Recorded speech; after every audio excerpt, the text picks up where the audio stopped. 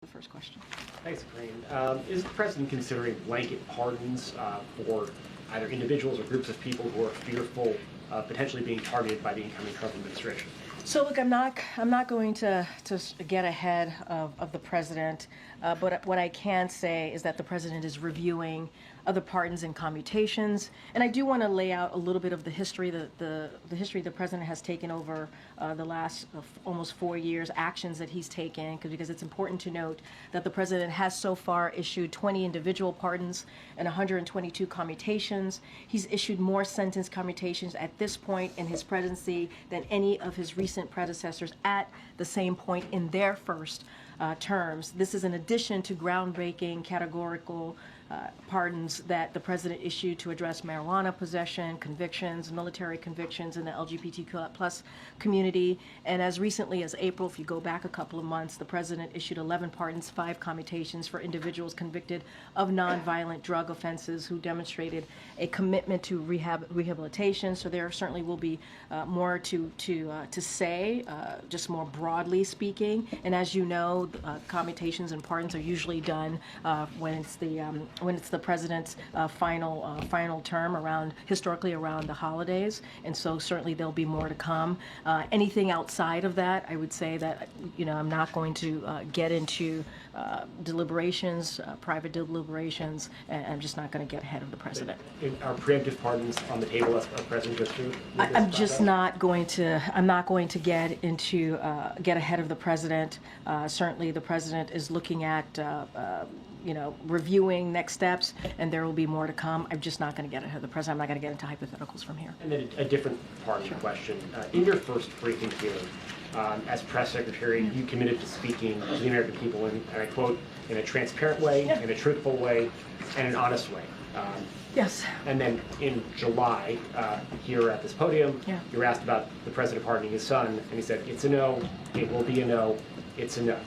Yes. And that is so exactly right. Of the president's son and that pardon, it became a yes. I'm wondering if you would like to explain to us, the American people, really why the information that you provided turned out not to be true. And I answered this question on Monday. We spent about 30 minutes on this, almost 30 minutes, roughly 30 minutes on this particular issue. And I'm just going to reiterate what I said on Air Force One to your colleagues when I did the gaggle. And look, if you look at his statement, it's pretty comprehensive.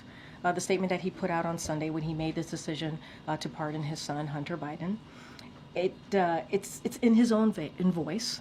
I think it takes you through his thinking, and he wrestled with this. And again, he said in his statement, in his own voice, that he made that decision this past weekend. And the fact is, when you think about how the president got to this decision, circumstances have changed. They have. And a couple of things, and I said this on Monday as well. Republicans said they weren't going to let up, weren't going to stop. Recently announced Trump appointees for law enforcement have said on the campaign that they were out for retribution, and I think we should believe their words, right? We should believe what they say. The sentencing was coming up, as you all know. There was a sentencing coming up, and the president said this in his statement, that Hunter and his family had been through enough. Enough is enough. And he wrestled with these circumstances, these changing circumstances ultimately. And the combination of that, the president changing his mind and issuing, certainly led to the president changing his mind and issuing this pardon.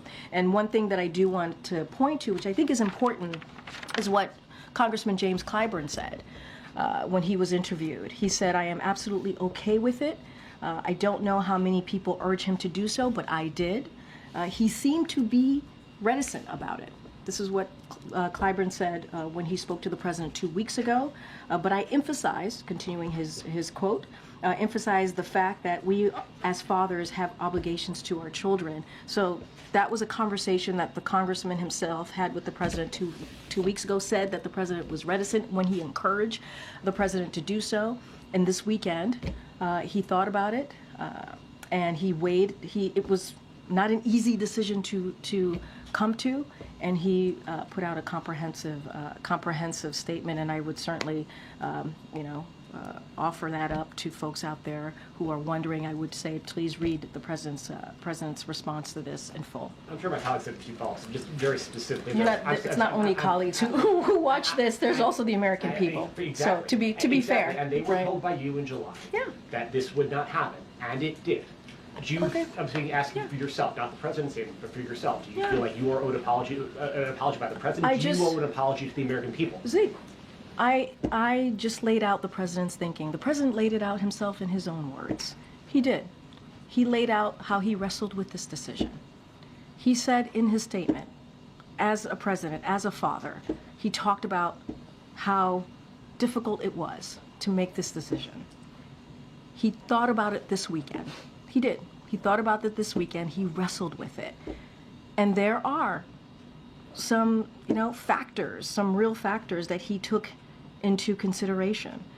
And that's why I keep saying folks should just take a look. Take a look. Read his statement. And I know what I said. I know what the president said. That is where we were at the time. That is where the president was at the time. I am his spokesperson. This weekend, he thought about it. He wrestled with it. And made this decision. That's what I can tell the American people. Why should they have any confidence in anything else? I think the American people understand, and I think they understand how difficult this decision would be. And I would actually add, and I think it's important to note here as you're asking me these questions, important questions to ask, that there was a poll, a US Gov poll that came out, that some of you all reported on it, and it said 64% of the American people agree with the pardon. 64% of the American people. So we get a sense of where the American people are on this. Obviously it's one poll, but it gives you a little bit of insight. 64% is nothing to sneeze at. But again, the president talked about this, his own words. He said this weekend he wrestled with this. This weekend he thought about this, and he made this decision. And let's not forget, we can't also forget what some of the legal experts and former prosecutors have all agreed on. Many across the country have virtually said no one would be criminally prosecuted with felony offenses with these facts, and they've all agreed. We've heard from many legal experts on this. You heard me quote the former Attorney General Eric Holder multiple times, I think about 8 times on Monday. No U.S. attorney would have charged this case given the underlying facts. Had his name been Joe Smith, the resolution would have been fundamentally and more fairly a declination, pardon warranted. And we've heard from many legal experts and also obviously a former U.S. attorney.